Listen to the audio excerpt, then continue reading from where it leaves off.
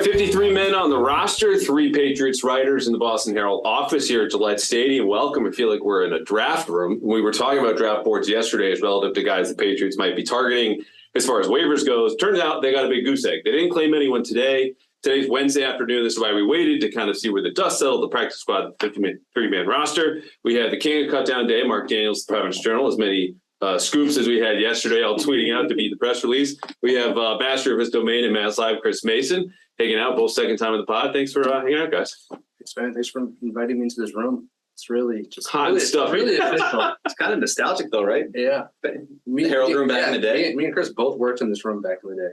Yeah. Yeah. Do you miss it? Because I kind of miss the cubicle back where my MassLive days. I used to have a table right here that I would work at. I wasn't allowed near like Jeff and Karen, who had this space to themselves.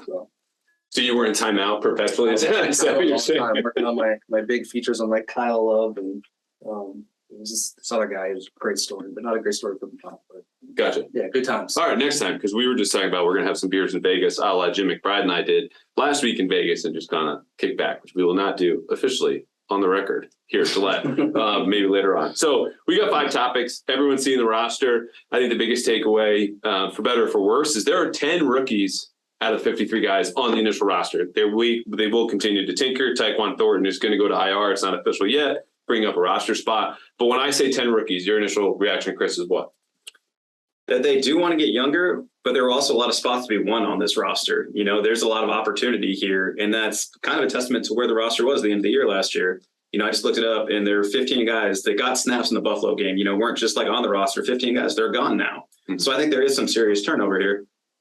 And for me, I look at the cornerback room. I mean, they clearly wanted to rebuild their cornerback depth after JC signed in LA. You look at it, 2 first-year guys, Jack Jones, Marcus Jones, a second-year guy, Sean Wade, even Miles Bryant's his 3rd year in the league. They're much more younger at cornerback. And I'll be honest, that's a surprise to me. I mean, coming into training camp, we're talking about Malcolm Butler, Terrence Mitchell, who will be starting, who will be replacing JC Jackson. Really, it looks like Jalen Mills, and on the outside, Jonathan Jones. I think the way they sort of set that up is just, to me, it's interesting. And I kind of like what they did there. They're rolling with some of the young guys. And I think, you know, Jack Jones and Marcus Jones, they're going to make an impact here. And that's good. They want to get faster on defense. So there's one way to do it. Right. And that's kind of the combination that I took away from this because, you know, perpetually the Patriots have been one of the oldest rosters in the league. And you, I think, acknowledged this on Twitter the other day, Chris, or the other hour, all time has lost meaning around cutdown day. But they're still second oldest in the NFL. But you've got guys like Brian Hoyer and Nick Folk and Cody Davis and Matthew Slater pulling that number upward, when in reality, like, look, Matthew Slater's a captain, Nick Folt's a starting kicker, but they're kind of fringe players in the grand scheme of where this roster is. So overall, they did go younger. And I think that was their way of saying we wanted to get tougher and faster. It's such a difference because they found a competitive advantage in being older, where Kyle Van Noy is going to be on the roster because he can play inside and outside at linebacker, guys along the offensive line, you're older. Same thing, interior at center or guard. And now they're kind of going away from that and hoping to get the benefit of speed, which who knows if they're going to get it, but you're definitely guaranteeing yourself some growing pains here, at least through the first half of the season. Look at up front. I mean, Sam Roberts, DeMarcus Mitchell, Josh Boucher, Anthony Jennings. We don't know a lot about those guys. I don't know anything. Honestly, like a lot of these guys could be playing big snaps. You're kind of like, I think they're good. Even at linebacker. I mean, Raekwon McMillan, Mac Wilson. Sure, I think they're good linebackers. I have no idea how they're going to play in the Pat system. Mm-hmm. I mean, Jelani Tavai, is he actually going to play defensive snaps? No idea. Well, we'll see. They're going to have a pretty good test, though, in Miami. Yeah, Roberts was interesting to me, too, because we'll get to this in a second, but he's a guy that was a surprise for me. Like, we're being asked on radio or wherever else the last 2 weeks, who's a surprise cut candidate? Who's going to make the roster we don't expect? And my answer was like, I don't know. You know, like they're all in the same pool of 10 to 15 guys where Terrence Mitchell was a surprise cut. Great. Like, yes, he was expected to start week 1, but we were all watching camp going, he's sliding to the back of the bubble, then he's sliding off the roster. So Sam Roberts was in that mix for me, but did that signify anything to you up front? Like when he makes the roster, Chase and Hines make the roster. You know, who else was in there? DeMarcus Mitchell, who you mentioned, like specifically there up front for them on both sides? I mean, I think it speaks to some of the depth they're building, and it is kind of a way to save some money on those guys too, where, you know, you have Henry Anderson gone or IR'd, right? But then when you can fill his spot with a Sam Roberts and do it, you know, on the cheap, you can do that. It's interesting too, because in Buffalo, you know, in the wild card game, their defense was so bad. And it's like, how do you go about building this? And this group lost they lose J.C. Jackson, Dante Hightower, Kyle Van Noy, and they fill it with a bunch of young and unknown guys that I'm like, on paper, they could be a lot worse. But if they scheme it up correctly, they theoretically could be quicker. And maybe they match up better. It's a giant question mark, though. So that's kind of the whole thing, right? They're like, we want to get faster. We're going to get faster. They definitely look faster. Whether that translates to better, we're going to see. But they do have faster guys out there now. Yeah, and younger, too, are going to be more prone to mistakes. I mean, they do lose a lot of that experience, but I think you look at some of the other guys who came into this system last year as a first-year starter, Matt Judon, Devon Godchow, Jalen Mills, obviously. There's some benefit to that continuity, right? Like, I think Judon had a career year. It's not unreasonable to expect him to repeat that, considering, again, that familiarity with the system. Now, we'll see how many double teams he sees at the start of the season relative to last year, but Mills was probably the best player on defense in camp. We saw start to finish. Then you guys got Adrian Phillips, obviously third year in the system, Kyle Duggar, the third year in the league. To me, it almost says they're going to get faster by virtue of the players we just mentioned, but also leaning on guys at safety and then people up front just being more comfortable in the system.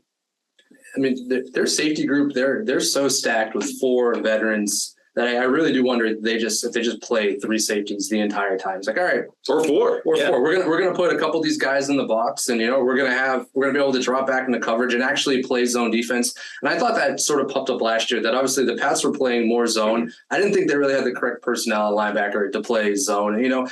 Van Noy was fine in coverage, but you don't want Dante Hightower and Juwan Bentley dropping back into coverage. And now it's like, all right, we have 4 safeties who can theoretically play in the box. We have these faster linebackers like Mac Wilson and Raekwon McMillan. Maybe they can execute this zone type defense better, and maybe that'll lead to better results. Yeah, I like a lot of the work that PFF does. But Kyle Van Noy, you mentioned in coverage, was number 1 among all off-ball linebackers last year, according to their grades. That's where you take a second look and go, are we really sure we want to take these as 100% truth? Because you're right. They even pivoted to zone last year, still get blasted by Buffalo, not just in the wild card game, but at the end of the regular season. That's all in the past. Sticking with the safeties, a guy that we all liked early and obviously made the roster, Joshua Bledsoe. He's a part of that group. I think we all would have had him on the roster. On the flip side, is there anyone who made the team that you would have taken off and replaced with somebody else? I'll be honest, I didn't pay much attention to Chasen Hines, and I had him cut because I'm like, I just haven't recognized him. If they're going to keep an interior guard, it's going to be Arlington Hambright or, James French, Cody Rusey, who really just played center. I'm like, oh, they'll keep Cody Rusey because he looked pretty good in the preseason. No, they keep Chasen Hines, who started late to camp because he started with an injury. I didn't notice him much. Then you see him on the roster, you're like, all right, for their interior offensive linemen, your backups are Chasen Hines. And then maybe Isaiah Wynn if really an injury happens. But that to me, that was one of the biggest surprises. I didn't expect Chasen Hines to be on the roster. And I think I can speak for all of us when I say the biggest surprise cut was Justin Bethel. 3-time special teamer. He is getting older, but I think with Hines making it and Bethel not making it, that was a surprise to me. Mm-hmm. It didn't really come as a surprise because of what Bill Belichick said about him on Sirius earlier this summer. Mm-hmm. But Jelani Tavai is one of the guys that did make the cut. I haven't really seen a ton from yet over the summer where, Bill goes on the radio and says, well, I think he's going to be a big player for us on all 4 downs. And he very well could be, but I don't think we really saw that at any point over the summer. And so he's one of those guys that you see at the bottom of the roster. And it's okay, how much better is he than a Harvey Lange who ended up on the practice squad now? He was one that I just kind of was like, all right, yeah, he's on there, I guess. But I don't know when we're going to see it. So who would you have put on instead? Assuming Tavai comes up because you would have taken him off. It could have been Lange, who's similar skill sets. In terms of linebackers, I mean, even Ronnie Perkins ended up on IR. I didn't see the injury. I don't know what he's out with or anything like that. He's got a cough and some, I would say, flu-like symptoms. But I mean, he's someone who obviously they liked his ceiling as a 3rd rounder, and this can be the 2nd year in a row where he doesn't give them anything. So. Yeah, I didn't mind the Tavai inclusion, which there's a lot of Jelani Tavai angst in my mentions, which I think is probably touched by him being in Detroit with Matt Patricia, where both of them bombed. Let's just be real about that. But he played a little bit on the edge and surprised me there. Again, this is kind of against a second team defense, but when you're starting in all 4 special teams, that was a sign he was going to make the roster. And another sign, I thought Justin Bethel was going to be here. Yeah. I don't mind letting Justin Bethel go if you're the Patriots because you're bringing on Brendan Schooler. Mm-hmm. The guy that I thought was going to make the team based on his defensive impact, and he's a rookie too, was LeBron Ray, who sneaks through waivers. So he's on the team. They didn't lose anything by keeping them there. But I'm not sure you couldn't have let Jason Hines sneak through waivers, or Sam Roberts, or even DeMarcus Mitchell, who's another special teams guy that you don't really see flashing on the edge. Like he had, I think, the best edge setting of that group and some more disruption in one-on-ones and team periods. And he's still available to them. But I felt like that was more of a risk there. And speaking of risk, again, the interior offensive line is really interesting because Hines probably makes it over Cody Russi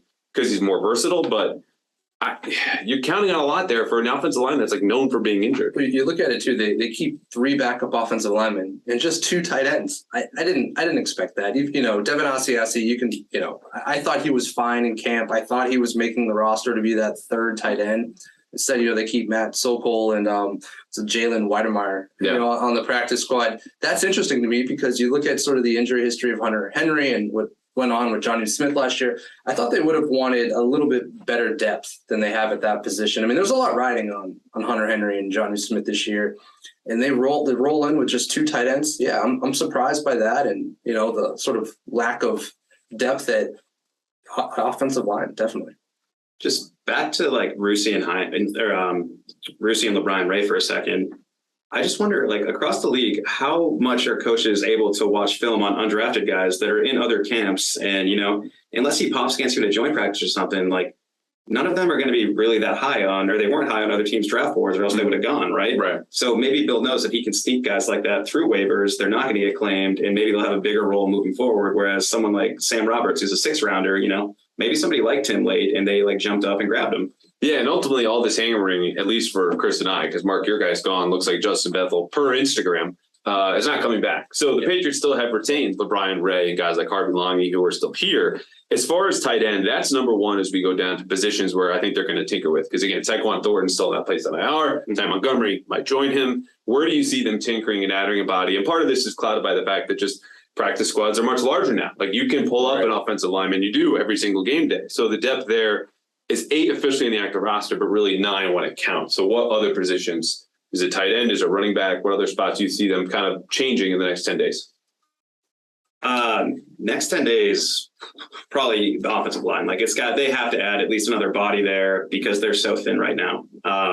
Over the course of the season, though, I'd be curious tight end. Like if Johnny Smith goes down or if Hunter Henry goes down, you kind of have to make a move, right? You have to bring in like an NFL body, like a first team body, as opposed to just elevating like a Matt Sokol from the practice squad or something, right? Mm-hmm. And I also wonder at running back if they think about adding a pass catcher somewhere in there. With Ty Montgomery, obviously it didn't look great when he went down. He get carted off the field, flies back with the Pats. I really wouldn't be surprised if he ends up on the injured reserve today or this week.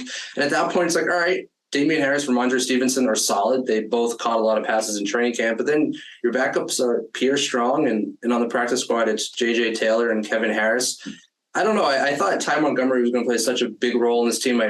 I do wonder if we'll see that position change at all, throughout the season. And the Pats always sort of surprise us with these, random veterans they'll sign. I wouldn't be surprised if they bring in another 3rd down back if they need some help in that area.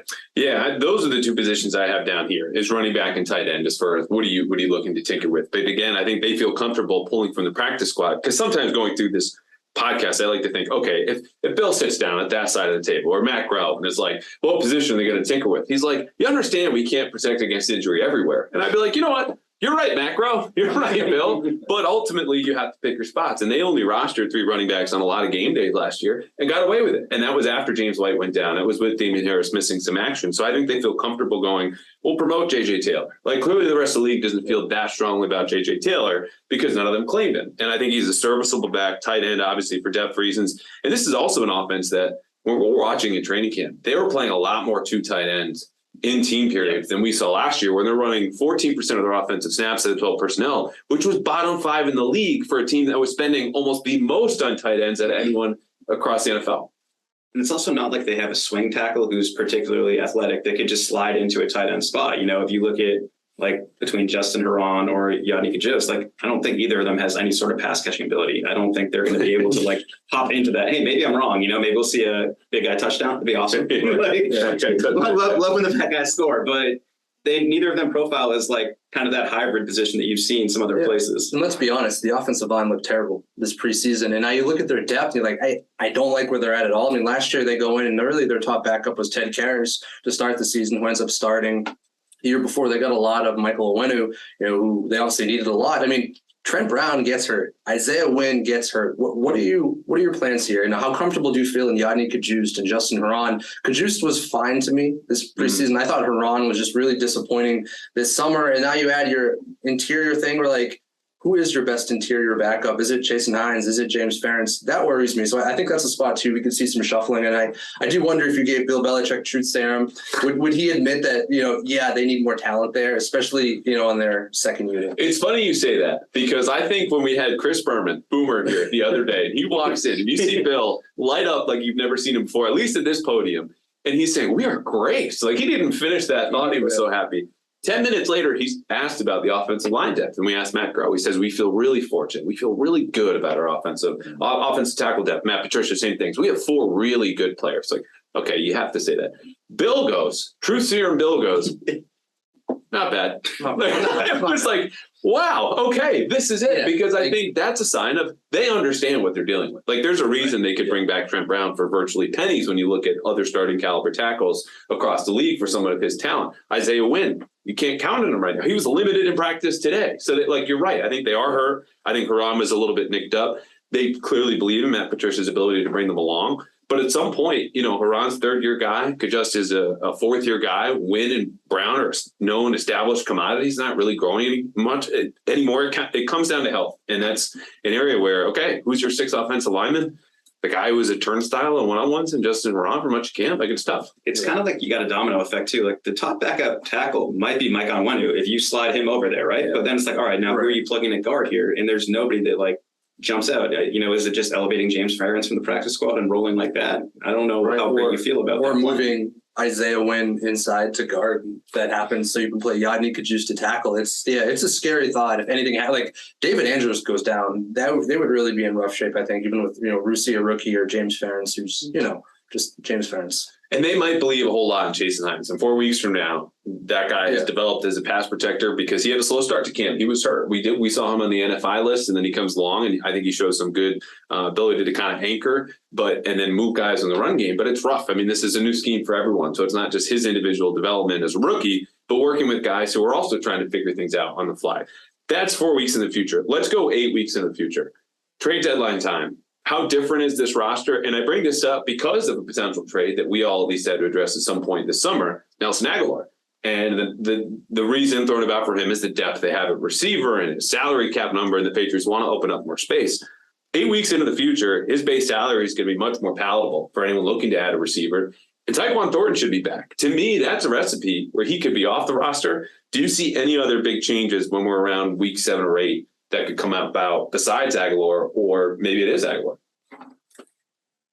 I think on the defensive line, I have so many question marks with Uche and Jennings, even like Dietrich Wise, Sam Roberts, DeMarcus Mitchell. Then you look at the linebacker group, there are just so many unproven commodities. I do wonder if they'll get to a point where, you know what, we need more help, or Matthew Judon needs more help, or Jennings and Uche aren't developing like we thought. Jamie Collins? Jamie's still around. He's still parkouring around your house like last time. Or what about someone like, hey, Dante Hightower, your locker that you've always had is still available in the locker room. Would you come in and help out this group? I just wonder if there's going to come a time where, some of these younger guys and veterans we signed aren't really where we want them to be, and we need added help up front. This defense, you need a really good front seven, I think, in order to help your secondary, especially your cornerbacks. And if that's not where it's at, find Matthew Judon some help. I think that would pay dividends. Mm-hmm. Offensively, you start talking about the wide receivers. I wonder where Kendrick Bourne goes from here too, where didn't have a great summer. Seems like there might be something going on behind the scenes. I don't know, but he ends up being not available for that game. It doesn't seem like it's going terribly well. And, if they decide they want to make a move or something, he has a really tradable contract. So he's someone that you could move. I don't think that's the ideal situation. Of course, you want him to get back on track. He's someone that was your most explosive receiver last year. And, you've seen flashes of that ceiling where the Buffalo game, the wild card game, him and Mac were the only ones that really showed up and balled out a bit. But I think by and large, it's not going to be a huge difference. because you have the 10 rookies, right? Yeah. If you commit to putting 10 rookies on your 53, I think you're committing to letting them make some mistakes, letting them learn, grow, like get through it that way. So I don't think like top to bottom, there's going to be a huge difference. Yeah. And we have to see, right? I mean, even Belichick is saying, okay, we're going to finalize our roster. And he's speaking on Monday or Tuesday morning, whatever it was. We don't know what our team's going to be until mid-season, like mid to late October. So we've seen the rookies early. We've seen guys like Anthony Jennings and Josh Uche develop. We've seen the low end, I think, of their potential, this wide variance, season, because you're so young. Like there are going to be players who perform really well one week, really low the next week. And as they're working through a new system or they're back on the field, it's going to be on the lower end of that performance scale. But I think the Patriots are obviously banking on things are going to get better as we move along. And it's not going to be a linear progression, but it'll be better. And I think we won't know until which groups were, the linebackers you're talking about, they might firm up really quickly. Yeah. The offensive line might still be lagging behind. And that might dictate ultimately where they make adjustments on the roster, because it also comes down to health, obviously, too. So obviously, too, it's the injury factor. Injuries happen and teams have to make moves. Remember, years ago when the Pats started the season with Antonio Brown, Josh Gordon, and what was Demarius Thomas in their wide receiver room. And before you know, Brown's gone, Gordon's gone, Thomas is gone. Here. And the Pats are like, what are we going to do? Oh, we're going to trade a second-round pick for Mohamed Sanu. Those things happen. And with Mac Jones and his offense, I do wonder, like, how does this group come together efficiently? I think the Patriots have a better wide receiver room. On paper, they have more depth. I don't think they have, a Pro Bowl caliber player, that Mac is throwing to. Will there ever become a time where the Pats like, what, let's get him more help? It's an interesting, this next year from now will be interesting because you go into the offseason, Jacoby Myers, Nelson Aguilar are free agents. How do you sort of build this offense around Mac? I mean, I think fans would love trade deadline comes and the Pats, bring in sort of a stud receiver. I don't think that's going to happen, but that would be a lot of fun. Yeah. It's interesting. I mean, you bring up Bourne, and I tweeted this yesterday, just teams had still been calling the Patriots about him and his availability for the reason you mentioned. The contract is really team friendly. Like he's the only guy they signed last year. He's going to be under contract next year. Myers last year, Aguilar last year, Parker through 2023, but they were rebuffed. And I think that's the Patriots saying, we don't want to sell low on a guy who has AFC contenders interested in him. But ultimately, like, we can work through a couple bad weeks of practice because he didn't show out last year in training camp and then goes on to be their second leading receiver and probably most impactful on a per play basis. That's something we can't see here in training camp just yet because we're clouded by just all the stats in the preseason that we've seen so far. So final thoughts on that. That was one thing I heard yesterday because cutdown day, rumors fly and things check in and some people are just baiting or fishing or whatever it might be. The other thing I heard was that the Patriots were trying to, quote, see if they can add an extra win on their schedule by virtue of doing something yesterday, which I don't think that win came from keeping Sean Wade on the roster or saying goodbye to Terrence Mitchell. I don't think it materialized at all. Is there anything like just now in a safe space we can say without reporting that kind of had been thrown around? Well, I do think the Pats were looking to see if there was ways they could clear up some money and teams were inquiring about Isaiah Wynn. That was an interesting situation because, as we've already stated, the Pats don't have great depth on the offensive line. And Isaiah Wynn at $10 million, it's sort of like, it's like you could probably do better, but you can certainly do worse. I don't think the Pats are in a position to trade Isaiah Wynn because of who they have there. But I do think if another team was like, hey, you want a second round pick, they wouldn't have said no. Yeah, that was interesting to me. I did wonder yesterday if they would move someone via trade to clear up just a couple more million. They like to be in that like $7+ million range. They might actually be there around now, but I think that was one thing I heard that, maybe the Pats want to clear off a little bit of salary cap room. It didn't really happen. A Wynn trade is intriguing too, just because it doesn't feel like he's a guy that's going to be here long term, does he? Like right. Based on he's playing on the 5th-year option this year, but doesn't really seem like a prime extension candidate based on his availability, based on a number of things. So, I mean, if you could clear that $10 million for the second rounder, it's intriguing, but I guess it does go back to the tackle depth, right? Where you're like, okay, are we making our team worse right now? Probably. Like, and also say you do clear $10 million, what do you do with it? Like you don't need 16 million just to say back pocket. 16 million. Like I do wonder if like, all right, if they traded Isaiah Wynn, was there another accompanying move that, to pay someone or trade for someone or take on more money somewhere? Yeah, and I think the offensive tackle depth ties into the idea of selling low, right? Like these are guys as a roster that's built on depth and not necessarily star power. Like you can't afford to sell low on some of your best players, but give it another 8 weeks where, hey, Nelson Aguilar's had a good start to the season. Tyquan Thornton's coming back. Like we can afford to deal from a position of strength versus like his value, the asking price for Kendrick Bourne and Isaiah Wynn right now is really low. But if you feel good about Justin Herron, who has been injured so far here in camp, comes around and you feel better about him, that might explain a win trade where his number, depending on how far into the season we're going, 10 million comes down to about 6. And other teams are like, screw it. We just, like the Cowboys lost Tyron Smith. Right. I'm not saying he's going to Dallas, but like that's a timing where the Patriots just go, we want to make these moves. The timing is just not right now. And for what it's worth, when we saw this mini camp, Isaiah Wynn doesn't seem too happy right here. And he was, as I said, limited in practice today. Yeah. Funny things always happen with the Patriots. Say, Bill Belichick has a plan. And I always point out 2014 when they traded Logan Mankins before week 1 to start Marcus Cannon and Jordan Devy at guard. And it was just such a disaster. And that led to the honest Cincinnati press conference. And eventually they shuffled things around and they did it. Like no one predicted that year that Ryan Wendell would start at right guard and the Pats would win a Super Bowl with that offensive lineman, after Logan Mankins. But maybe something down the line does happen like that. Like you're right. Maybe Justin Herron gets healthy and they say, you know what, we think we can roll with Kajust or Herron, and maybe it'll be something crazy like Jason Hines blows up. He starts at right guard. They move Michael Oweno out to tackle. Like who knows what's going to happen? Just going to roll this podcast potentially above his locker. Just like who the hell is this guy? But the biggest difference between right now and 2014 is you had a wizard coaching the offensive line then, where give Scar anything. And a legend at quarterback and an offensive coordinator. Maybe one of the best defenses to ever come through Foxborough that year. That team was sick. Yeah, and I think it's important to the point you make of Belichick has a plan. Everyone has a plan in his league. Sometimes it goes awry, and he will tell you he makes as many mistakes as anyone. And sometimes that's kind of humble pie from the podium. But it's also true. N'Keal Harry's returning a punt for the first time in his NFL career at Buffalo amid swirling winds in Week 13. That all went exactly as expected. Sometimes they have ideas, they don't work out. Same goes on our end. We're talking about, bringing back Harvey Longy over whomever, or keeping Brian Ray over Sam Roberts. Maybe Sam Roberts has 6 sacks this year. I don't know. But on that note, and I didn't prepare you guys with this, but give me one breakout guy. We talked about this in training camp before, midway, and after. Second-year players, I feel like, are low-hanging fruit. Reminder, Stevenson, Christian Barmore. Feel free to pick the fruit and take a bite and just tell me how tasty the Barmore peach is. But I'll lead off to buy a little bit more time because this was unfair by me. Josh Uche, I can't quit you. I can't get off the Josh Uche train, and I will make what might sound like an excuse, but this goes for Anthony Jennings too, right? And maybe not Devin Asiasi because he's gone. His rookie year is really screwed up. He was a player who came in with no preseason. You're dealing with all the COVID limits. No one's in the stands. They put him an inside linebacker towards the end of the year. He needs to learn one of the more complex defenses in the NFL, play all downs, and it was just third down, 2021. Great, come in, play third down. You're buried on the depth chart. Matt Judon's there. Dante Hightower, Kyle Van Noy's out on the edge. Anyone else who can set an edge is there. Now he's got the playing time. He's got the preparation. He's got the opportunity. I'm not going to say 10 like he did last year.